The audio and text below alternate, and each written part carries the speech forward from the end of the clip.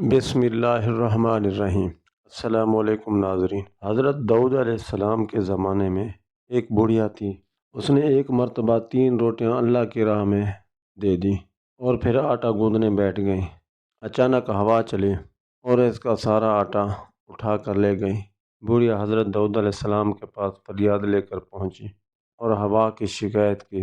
حضرت داؤد علیہ السلام نے ہوا کو بلایا اور پوچھا، تم نے اس کا آٹا کیوں اٹھا کر لے گئی؟ عرض کی، ہوا کے فرشتے سے پوچھے۔ حضرت داؤد علیہ السلام نے اسے بلایا اور اسے پوچھا تو اس نے عرض کیا، خدا سے پوچھئے۔ جب اللہ تعالیٰ سے پوچھا تو اللہ تعالیٰ نے فرمایا، اے داؤد، سمندر میں ایک کشتی پر بڑے بڑے تاجر جا رہے تھے۔ ان کی کشتی میں ایک چوہے نے سوراخ کر دیا اور کشتی ڈوبنے کا خطرہ پیدا ہو گیا۔ میں نے ہوا کو حکم دیا کہ وہ یہ آٹا اڑا کر اس کشتی میں ڈال دے تاکہ وہ لوگ اسے آٹے سے سوراخ بند کر لیں۔ چنانچہ اس نے اسی آٹے سے سوراخ بند کیا اور بس سلامتی سے کنارے پہنچ گئے۔ داؤد علیہ السلام ان کشتی کے تاجروں سے ان کے سارے مال کا تیسرا حصہ اس بڑھیا کو دلوایا۔ چنانچہ حضرت داؤد علیہ السلام نے ایسا ہی کیا اور 300,000 دینار کا مال بڑھیا کو دے دیا۔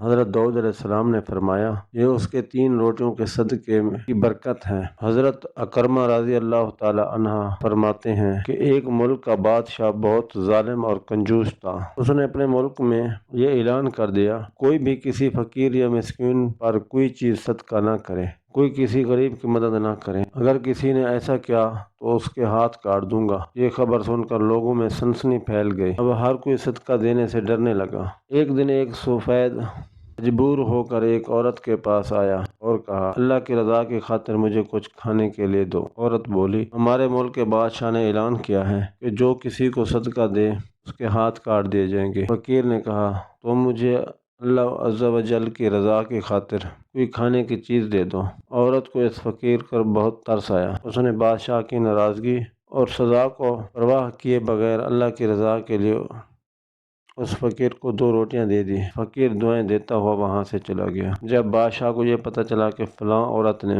2 روٹیاں صدقہ کی ہیں تو وہ سخت ناراض ہوا۔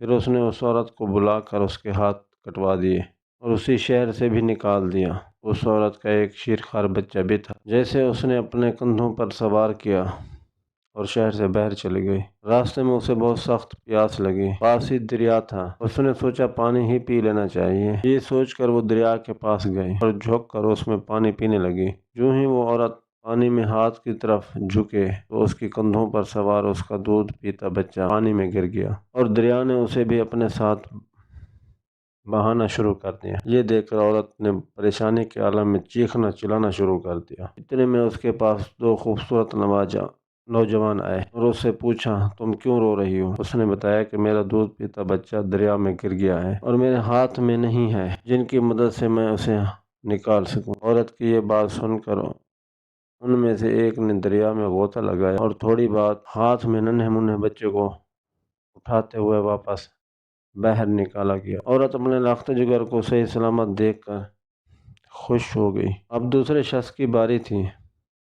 اس نے اپنے منہ سے کچھ پڑھ کر اس کے جسم پر دم کیا جس کے دونوں ہاتھ درست ہو گئے۔ یہ دیکھ کر عورت بہت زیادہ خوش ہو گئی۔